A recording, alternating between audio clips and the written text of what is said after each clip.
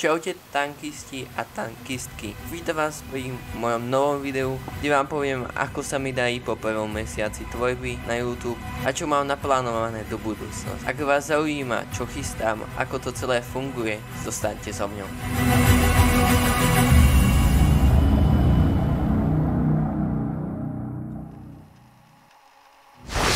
Zvýšenie produkcie počas prázdnin. Počas prázdnin plánujem dočasne zvýšiť produkciu dlhých videí z 1 na 2 za týždeň. Prvé video bude vždy v sobotu a druhé v utorok. Chcem tak pridať viac obsahu pre vás všetkých, no priznávam, že občas to možno nevyjde úplne podľa plánu, tak prosím o pochopenie. Poďakovanie za 50 odberateľov.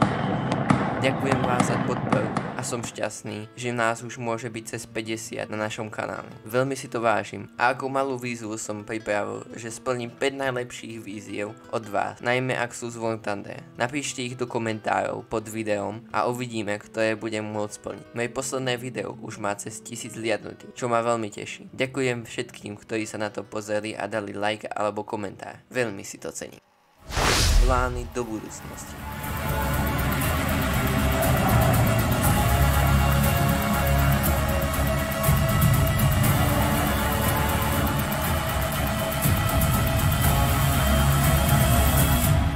Pripravujem sériu Bojový denník, ktorá bude plná rád do War Thunder. Už viacej z vás v komentároch o to prosili, tak som sa rozhodol to pripraviť. Okrem toho budem pridávať viac videí s radami, aby ste mohli svoju hru posunúť na vyššiu úroveň.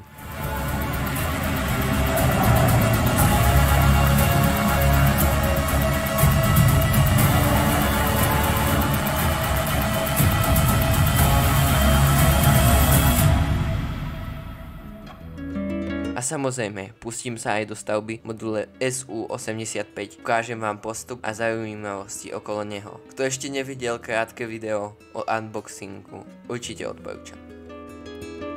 O novom anglickom kanále.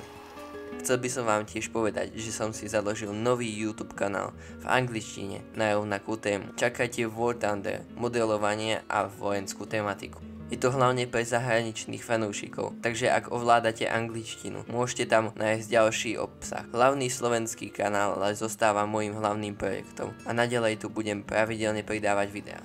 O fotoaparáte. Takto nejak vyzerá moja aktuálna kamera Sony HDR HC9. Táto stará mašina má už takmer 15 rokov, ale stále drží a funguje, ako by sa nikdy neuranil. Niekedy si myslím, že je odolnejšia ako môj telefón, ktorý sa nabíja každé 2 hodiny. Ak vydrží ďalších 15 rokov, asi zostane verný Sony. Veď kto by chcel prejsť k niekomu, kto nevie robiť kamery na veky.